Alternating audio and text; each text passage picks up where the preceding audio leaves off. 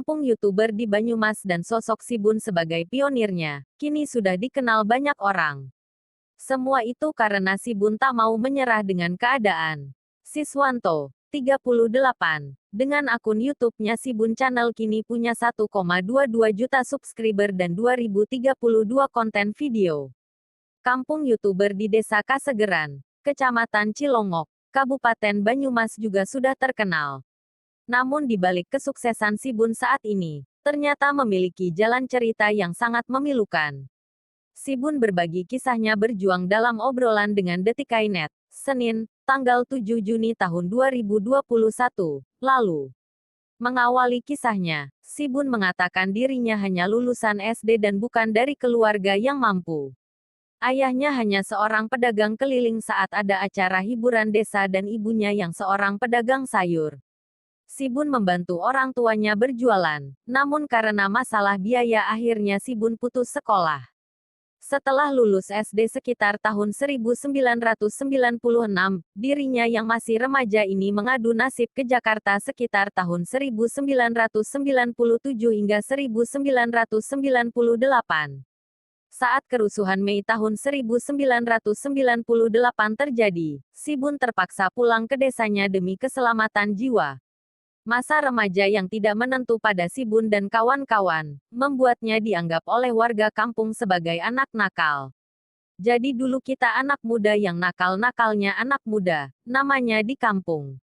Tapi kita sebenarnya bukan anak nakal, tapi anak putus sekolah. Jadi kita mau ngelanjutin sekolah orang tua tidak mampu membiayai, sehingga berhenti di sekolah dasar, kata Sibun.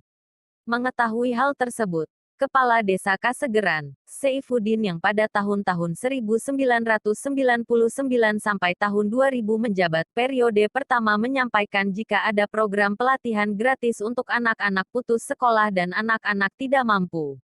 Dari situ dirinya sangat tertarik untuk ikut berangkat mencari ilmu ke panti rehabilitasi Antasena di Magelang agar dapat lebih baik ke depannya. Saya berangkat ke sana. Saya tidak tahu kalau Antasena itu panti rehabilitasi anak nakal, jadi saya seperti terjebak sebenarnya. Tetapi saya tidak pedulikan itu, intinya ilmunya, ujarnya. 1 tahun dirinya belajar di panti tersebut hingga menguasai ilmu mekanik otomotif motor sebagai lulusan terbaik se-Indonesia. Dia belajar karena memang niat, bukan karena dipaksa, bukan karena kenakalan, dan bukan karena kesalahan. Karena ini sudah jalan Tuhan, jadi di sana saya banyak belajar, bahwa kenakalan itu tidak akan berguna jika kita tidak berubah. Tetapi kenakalan itu akan berguna, jika kita manfaatkan kenakalan itu menjadi energi untuk kita menjadi lebih baik, karena orang hebat itu sisa dari kenakalan dan kesalahan, tuturnya. Sebagai lulusan terbaik, dirinya langsung diminta bekerja di Yogyakarta hingga Jakarta. Namun pada akhirnya dirinya kembali ke desanya untuk membuka bengkel secara mandiri dan menikah. Sibun banting tulang menafkahi keluarga. Dia membuka bengkel dan menjadi pemulung rongsokan. Ditambah istrinya kala itu tengah hamil anak ketiganya dan akan membutuhkan biaya. Sementara, bengkel tidak dapat dijadikan andalan untuk pemenuhan kebutuhan. Segala jenis pekerjaan dilakoni dan Sibun tak mau menyerah. Sebelum saya ke YouTube, sudah banyak hal yang saya lakukan untuk cari tambahan penghasilan.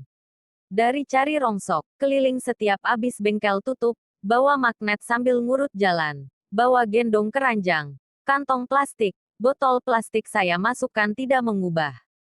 Kemudian jadi pedagang kedelai petani di kampung. Saya jual keliling, bantu nanti ada hasilnya dibagi, itu juga tidak merubah apa-apa, ceritanya. Hingga pada suatu hari dirinya mendengar melalui televisi jika ada beberapa YouTuber yang sukses dengan pendapatannya. Rasa penasaran tersebut membuat dirinya mencari tahu di Google untuk bisa mempunyai penghasilan dari YouTube. Akhirnya saya menggali dan saya buka YouTube cara mendapatkan uang dari YouTube. Di situ saya mendapati video tutorial cara menjadi mitra YouTube. Saya belajar otodidak dari Google dan juga dari YouTube. Itu yang jadi awal dorongan saya ke YouTube, ujarnya.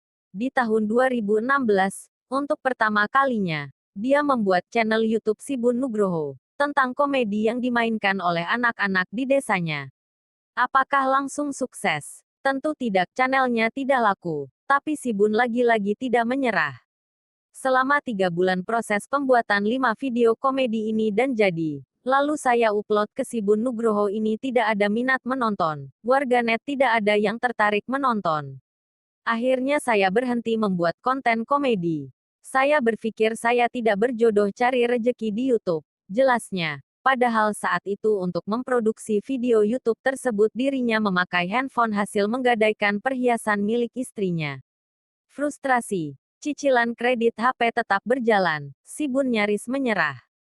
Setelah berhenti, dalam kefrustasian konten tidak laku, cicilan handphone masih jalan. Di bengkel sepi, saya mulai berpikir lagi. Sudah kredit masa tidak dimanfaatkan. Lanjutnya. Hingga pada suatu saat ketika tengah menyervis salah satu motor, dia diminta untuk membuka tutorial mesin di YouTube oleh pelanggannya. Namun tutorial tersebut rumit, bahkan untuk ukuran montir seperti si Bun. Dari situlah dia berpikir untuk membuat konten YouTube tentang otomotif yang dapat dipahami semua orang. Konten YouTube otomotif inilah yang kemudian mengubah nasibnya 180 derajat.